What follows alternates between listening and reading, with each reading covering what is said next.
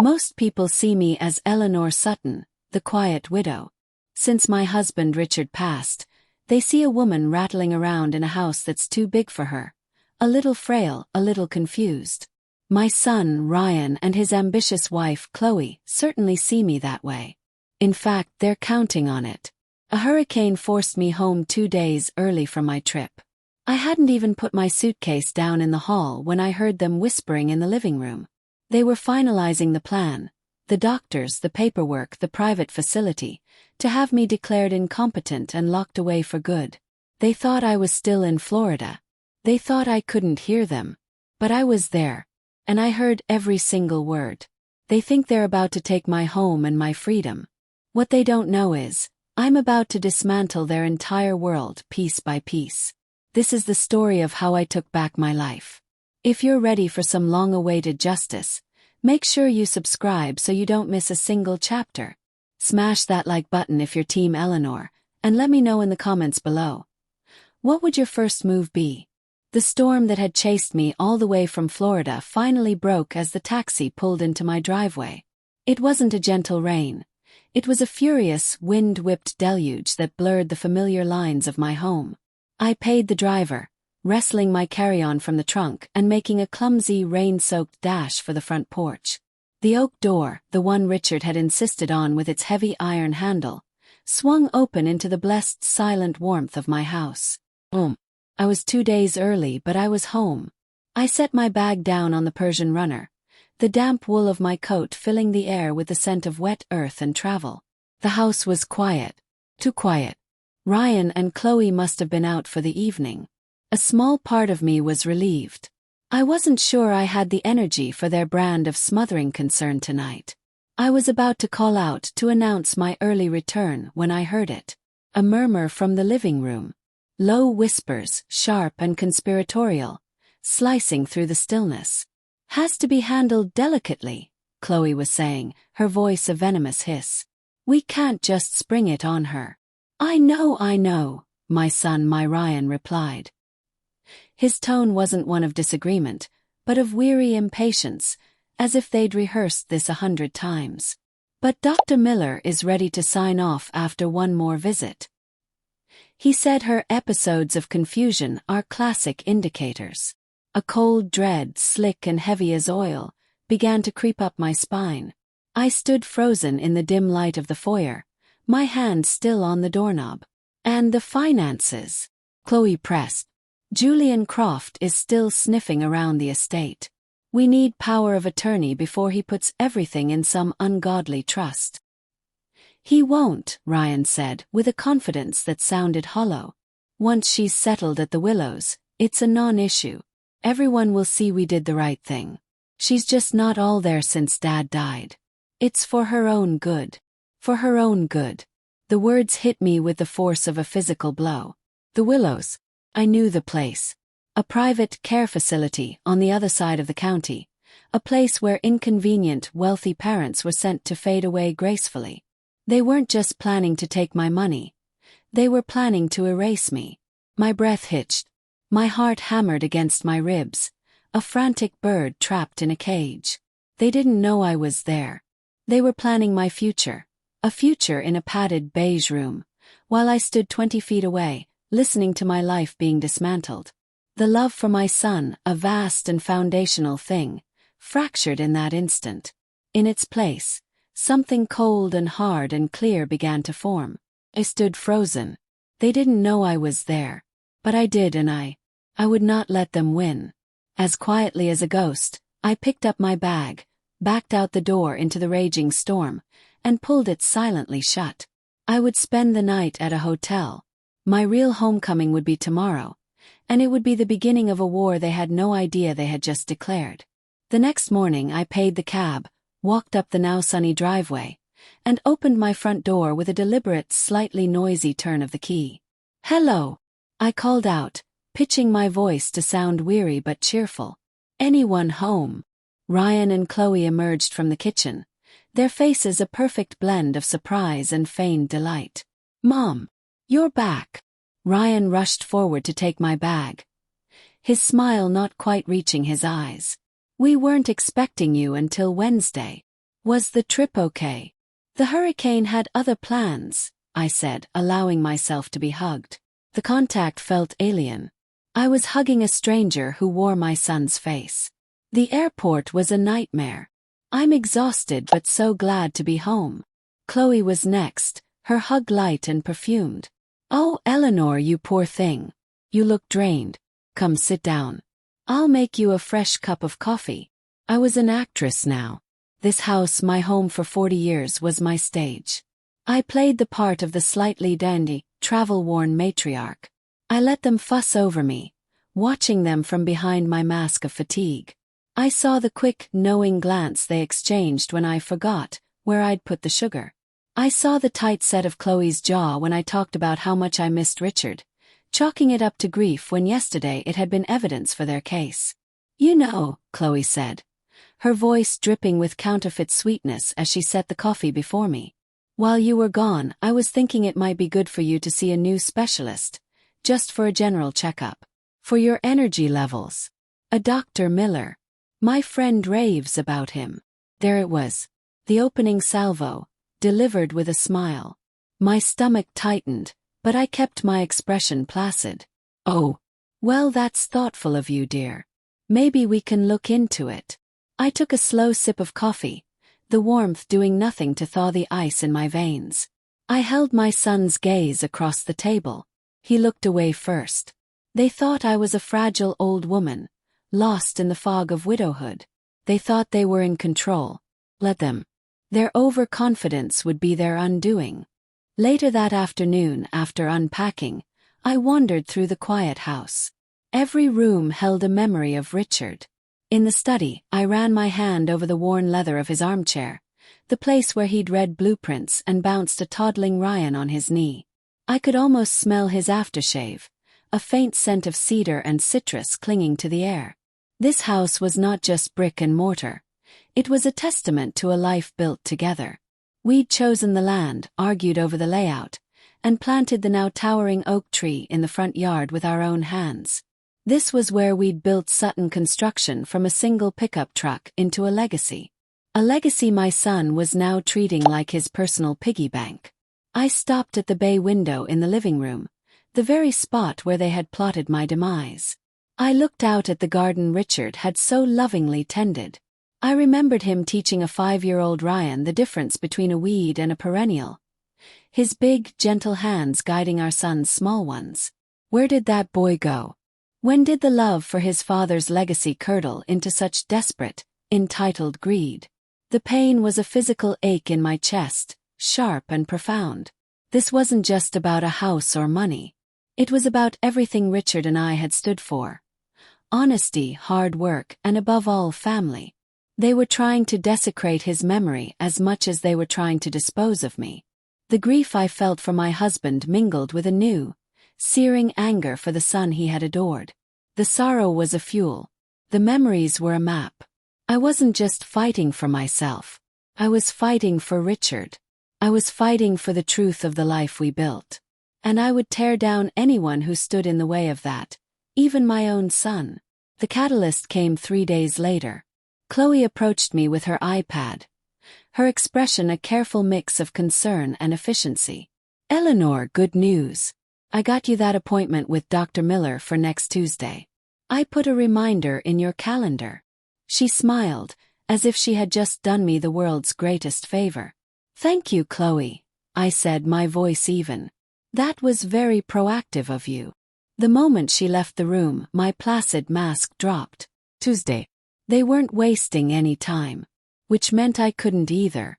That afternoon, I told them I was going to my weekly bridge club. A lie. My bridge club hadn't met in months.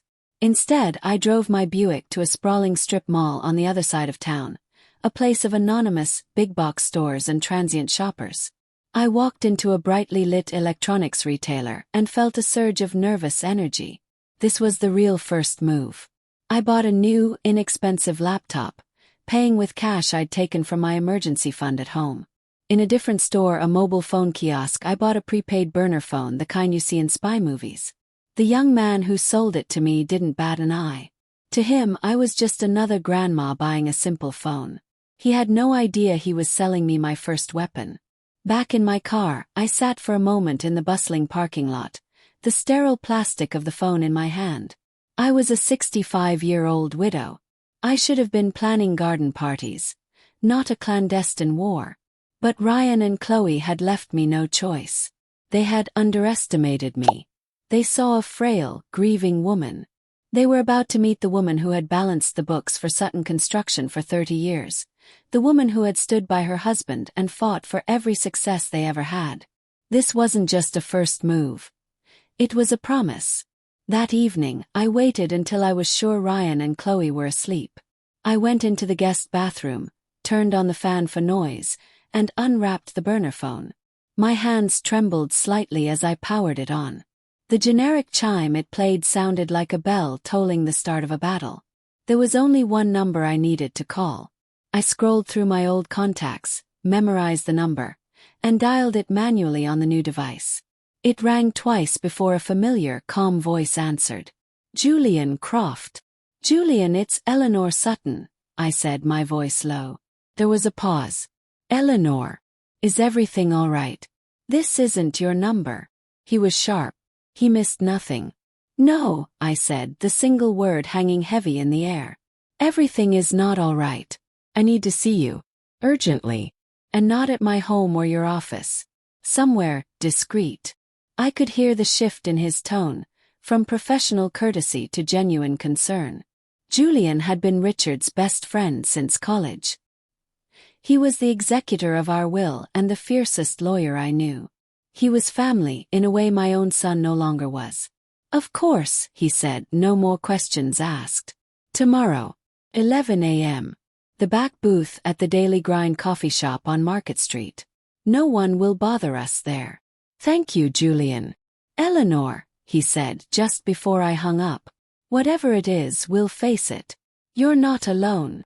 I ended the call, the phone feeling heavy in my hand. A wave of relief, so potent it made my knees weak, washed over me. For the first time since I'd stood shivering in my own foyer, I felt a flicker of hope. Julian's loyalty was a rock, a direct link to the honor and strength of my late husband. The battle lines were drawn. And now I had my first ally. The days that followed settled into a strange, domestic theater of war. I became the character they expected me to be. A woman gently unraveling. My performance was in the details. I would walk into a room and seem to forget why I was there. I'd ask Ryan about his workday, only to ask the exact same question 20 minutes later. At dinner, I'd praise Chloe for a lovely meal, calling it by the name of a dish she'd made the week before. "Oh, Mom," Ryan would say, with a heavy sigh that was meant to sound patient. "We had the chicken last Tuesday, remember? This is salmon." "Of course, silly me," I'd reply with a faint, apologetic smile. Each of these small surrenders was a victory. Their guards lowered with every senior moment I faked. They grew bolder, their conversations in the periphery becoming less guarded. They started discussing their plans. Weekend trips I wasn't invited on, expensive renovations to my house, right in front of me, confident the details would slip through my mind like water through a sieve. It was agonizing. To see the condescending pity in my own son's eyes, to nod and smile while my heart hammered with a cold fury, took a toll. But every patronizing pat on my hand, every dismissive, "Don't you worry your pretty little head about it," was another stone in the foundation of their downfall. I was a ghost in my own home, a walking portrait on the wall they barely noticed anymore. And ghosts see everything. My true life began after midnight. Once the house was dark and silent, I would retreat to my room, lock the door and open the cheap laptop. It was my portal out of the prison of my performance. On the first night, I navigated to the login page for Sutton Construction's financial servers. My heart pounded as I typed in the password, Richard and Ellie forever. Password I'd created a decade ago. A password Ryan, in his arrogant oversight, had never bothered to change. I was in. The numbers on the screen were a language I knew better than my son ever would. For 30 years I was the one who had balanced these books, who knew the rhythm of our cash flow, the integrity of our accounts. What I saw now was a chaotic mess of vanity and desperation. There were inflated expense reports disguised as client entertainment, which I knew were just lavish dinners for Chloe and her friends. There were consulting fees paid out to a shell corporation I'd never heard of, a clear vehicle for siphoning money. And there was the debt. Ryan had taken out massive loans against the company's assets, not for expansion, but to fund a lifestyle of luxury cars and country club memberships. He was steering his father's legacy straight into a financial black hole. My hands didn't tremble. My mind was icily clear. I began to work, creating a separate, encrypted file on a thumb drive. I downloaded statements, cross-referenced invoices, and wrote meticulous notes. I was no longer a ghost. I was an auditor, a digital ghost in their machine, recording every single sin. One rainy Saturday, Chloe was sorting through old photo albums at the dining room table, a rare moment of manufactured family bonding. It was the perfect opportunity. I sat down opposite her, picking up a photo of Richard and me on our honeymoon. "He was always so full of secrets," I said, my voice soft and wistful. "Wonderful secrets, of course." Chloe looked up, her interest piqued. "Oh, I hummed, pretending to be lost in thought. "He was always tucking money away. His acorn funds, he called them. I remember one in particular. He was so excited about it. Some tech startup back in the 90s, I think. Something about a microchip. He told me, 'Ellie, one day this acorn is going to be an oak tree that shades the whole family.'"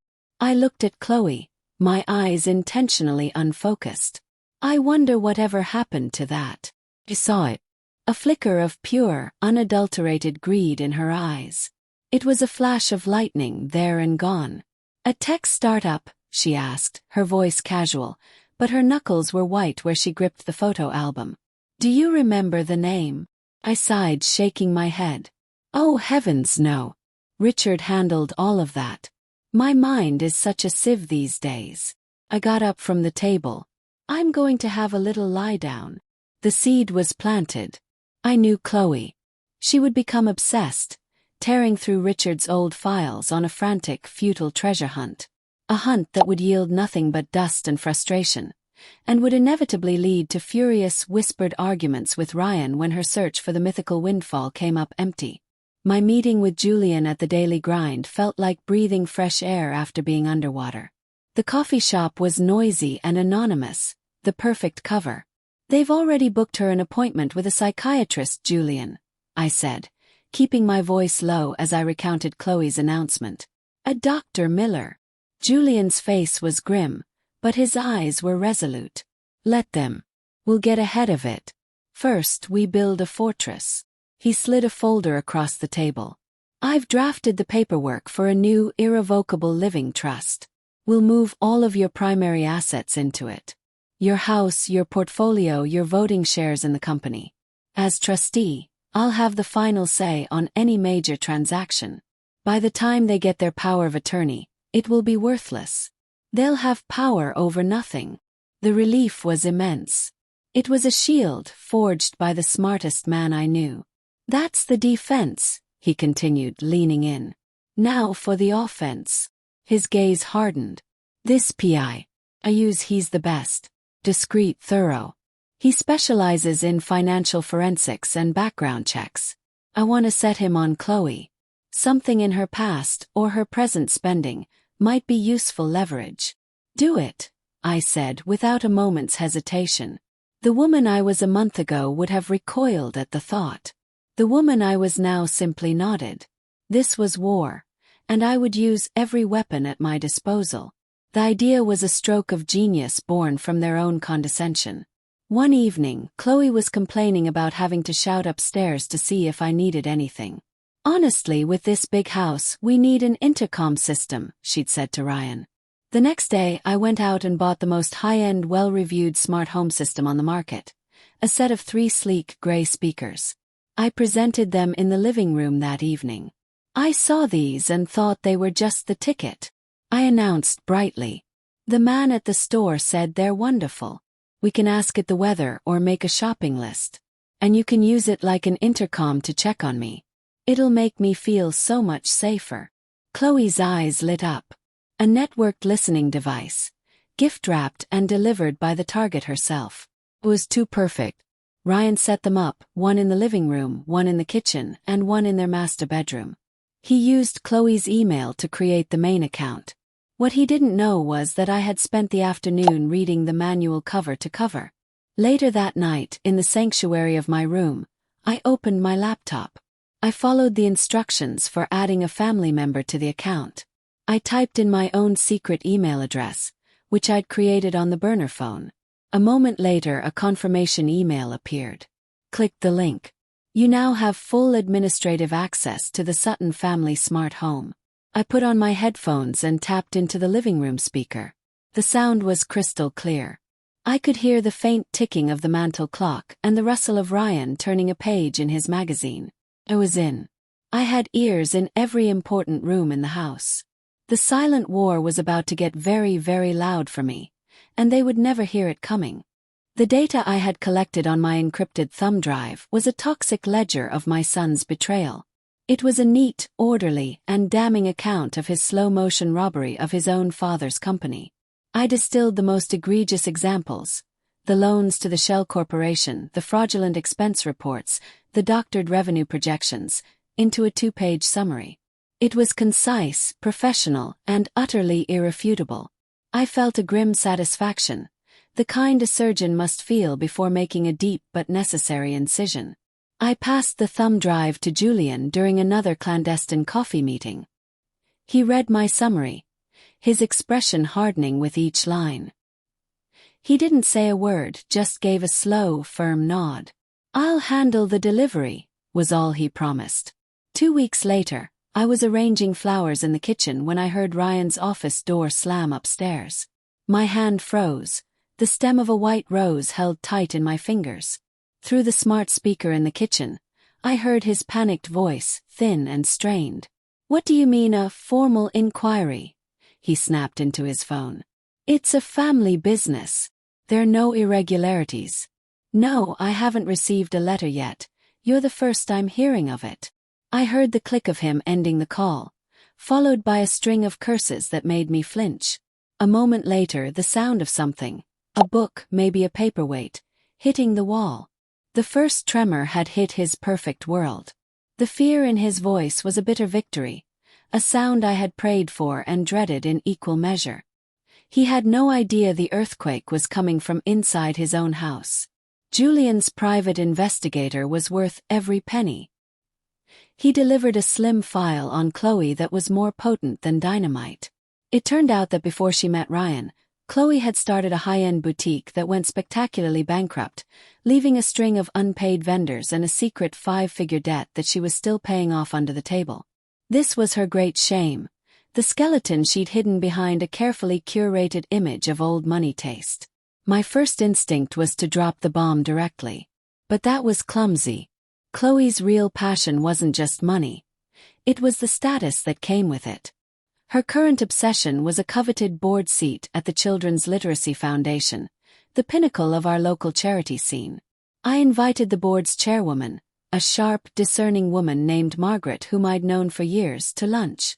Amidst talk of grandchildren and gardening, I guided the conversation to Chloe. "I'm so thrilled she's getting involved with the foundation," I said, my voice full of practiced warmth. "I do worry about her, though." I sighed, looking into my soup. "She has such a big heart, and she throws herself into things so completely. With her difficult financial past, I just worry she'll take on too much. The stress of managing funds, you know. I couldn't bear to see her get in over her head again." I never said the words debt or bankruptcy. I didn't have to. I had planted a seed of doubt in the most fertile ground imaginable. 2 weeks later, listening on my bedroom speaker, I heard Chloe's wail of disbelief as she spoke to a friend on the phone. "They just went in another direction," she sobbed, her voice thick with fury and humiliation.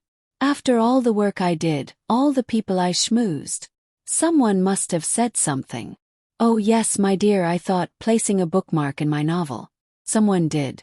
The smart speakers had become the voice of my vengeance. Ryan and Chloe, lost in their own anxieties, spoke freely, believing I was either out of earshot or too senile to comprehend. Their carelessness was my ammunition.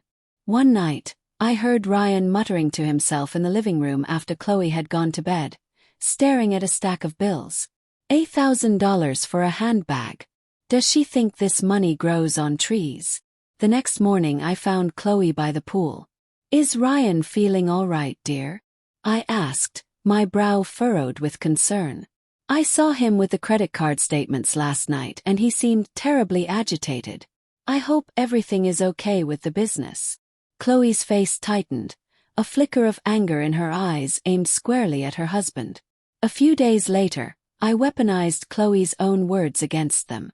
I'd heard her on the phone with a friend, complaining that Ryan was too timid and had no vision for passing on a risky commercial real estate venture. That evening I approached Ryan in his study. Your father would be so proud of how careful you are with the company, I said gently. It was wise of you to pass on that big downtown property. It's so important to be prudent, even if others like Chloe don't always understand the pressure you're under. The trap was sprung. Their arguments, once sporadic, became a nightly event. Why are you discussing our finances with my mother? Chloe would scream. Why are you telling your friends I have no vision? Ryan would fire back. They were two rats in a cage, and I was the one rattling the bars. They never suspected the cage itself was listening. The day of my appointment with Dr. Miller arrived. Chloe drove me, her chatter about the weather a thin veil over her smug anticipation. She thought she was leading a lamb to the slaughter. She didn't realize I was a lion who had been preparing for this ambush for weeks. I walked into Dr. Miller's plush office, not as a confused old woman, but as the articulate, concerned matriarch Julian had coached me to be. I was charming. I was sharp. I answered his initial questions about my memory with self-deprecating humor.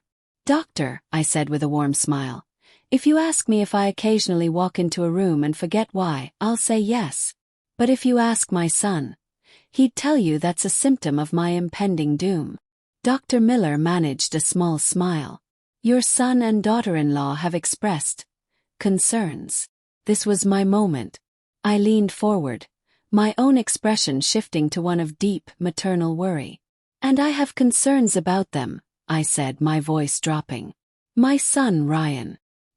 He's a good boy, but he's in over his head. The stress from running his father's company. It's eating him alive. He's paranoid, irritable. And his wife, Chloe, bless her heart, has such terrible anxiety about their social standing and finances. I think they see my natural grieving process, my age, and they're projecting their own anxieties onto me. It's easier than admitting they're the ones who are struggling. I sat back, letting the words sink in.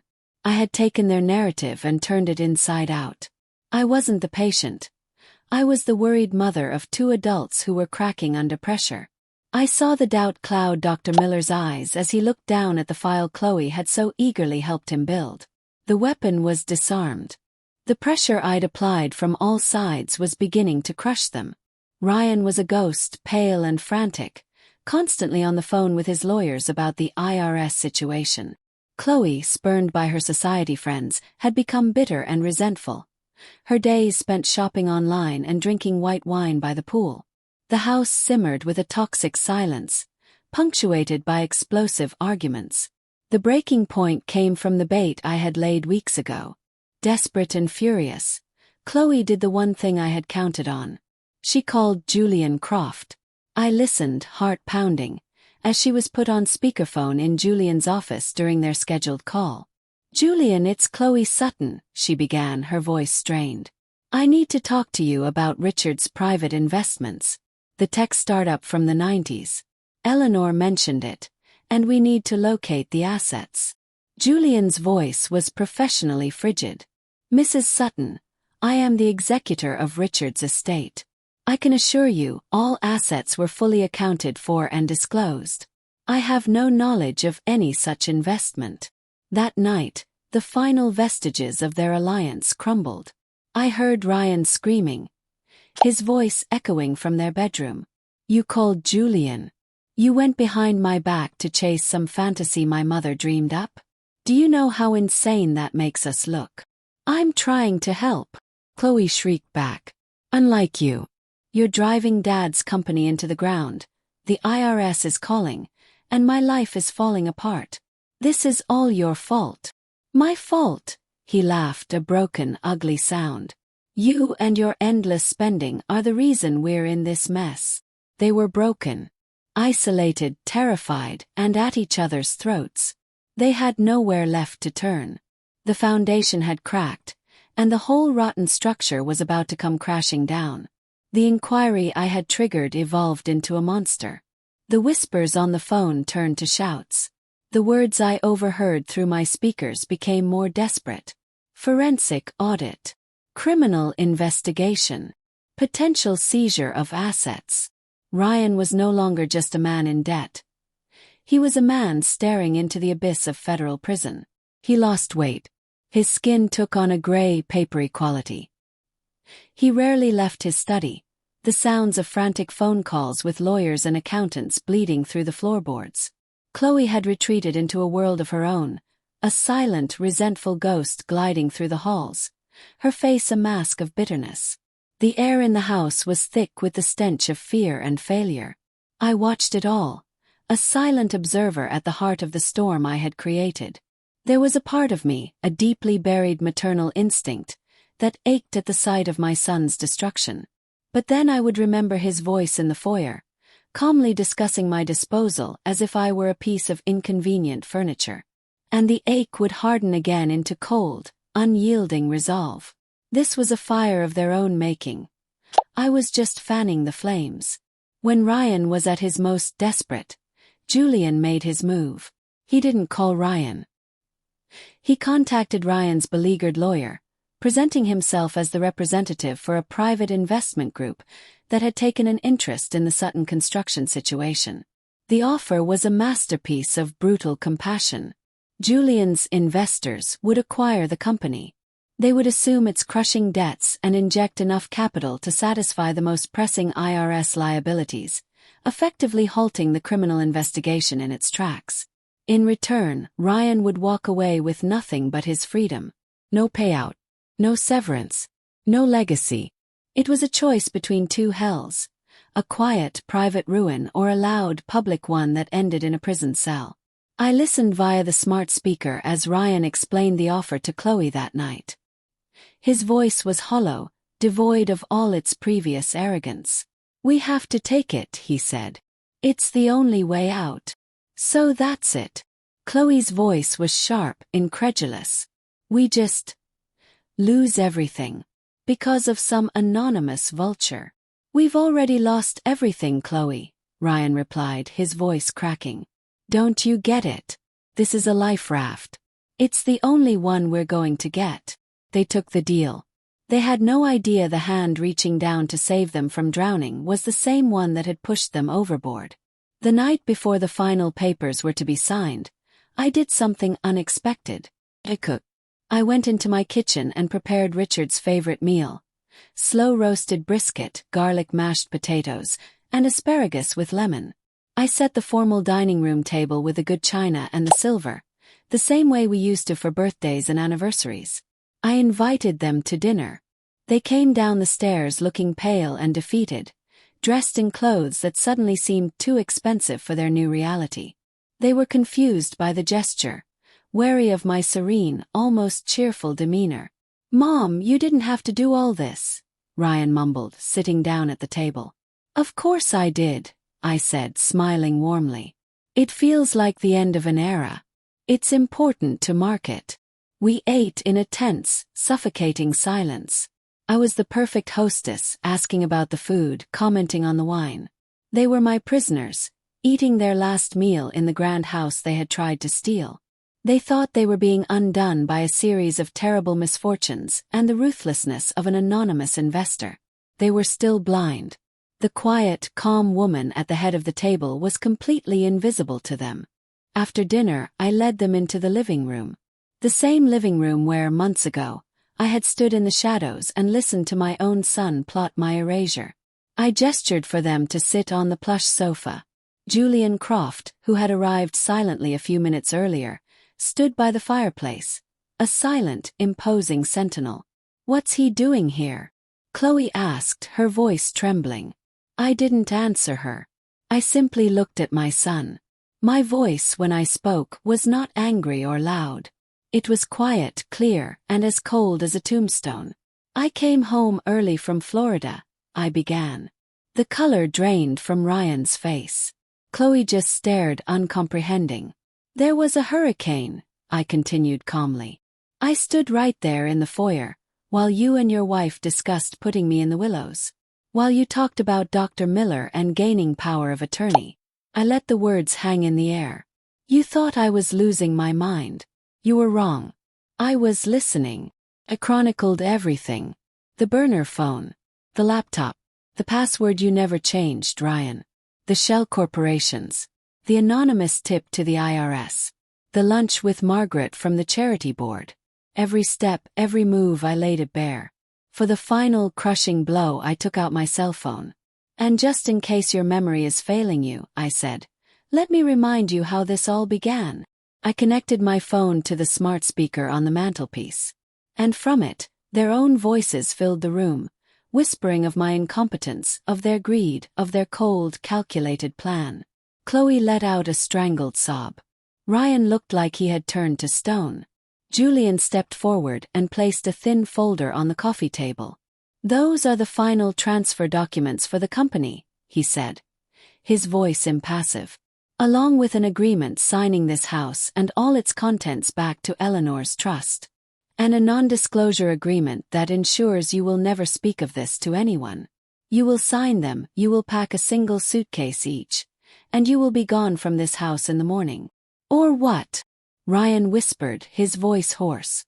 I looked at him, at the ruin of my son. "Or Julian will walk my entire file of your financial crimes, along with this recording, into the district attorney's office on Monday morning. The choice is yours." Defeated, exposed, and utterly broken, they signed every last page. 6 months later, I was sitting in Richard's study, the morning sun streaming through the window. The house was quiet. But it was a different kind of quiet now. Not the silence of tension and deceit, but of peace. My peace. The gaudy, ostentatious furniture Chloe had bought was gone, replaced by the warm, familiar pieces Richard and I had chosen together. I did not rejoice in my son's destruction. The loss of him was a phantom limb, an ache that would likely never fade completely. But the pain of his betrayal had been a cancer. My revenge wasn't a passionate, fiery act. It was a cold, precise surgery to save my own life. I had cut out the disease. The company, Sutton Construction, was now wholly owned by my trust. I had appointed a new, ethical CEO and, with Julian's help, established the Richard Sutton Charitable Foundation. The profits that Ryan had once used to fund his lavish lifestyle were now building homeless shelters and funding literacy programs. I had transformed a legacy of greed into a legacy of grace. I looked down at the new blueprint on my desk, the design for the first Sutton Foundation Community Center. I felt a sense of purpose I hadn't felt since Richard's passing. I had survived. I had fought. I had won. The house was quiet, and in its stillness I was finally truly free. And so the house is quiet again. But it's a peaceful silence now, filled with purpose, not fear. I took back my life, my home, and my husband's legacy. They underestimated the grieving widow, and it cost them everything. But it leaves me with one final question, and this is where I truly need your opinion. I won the war, but in doing so, I lost my son. I haven't heard from Ryan since that night, and a part of me wonders if I should let that be the end of his story. So, I'm leaving the final verdict to you. Comment, forgive. If you believe that after time has passed, I should try to find him. Is the bond between a mother and son something that should, and can, be repaired? Or comment, forget. If you believe his betrayal was absolute, should he be left to face the consequences of his choices, forever shut out of the life he tried to destroy? I can't wait to read your thoughts and see which path you think is right. Thank you for following my journey.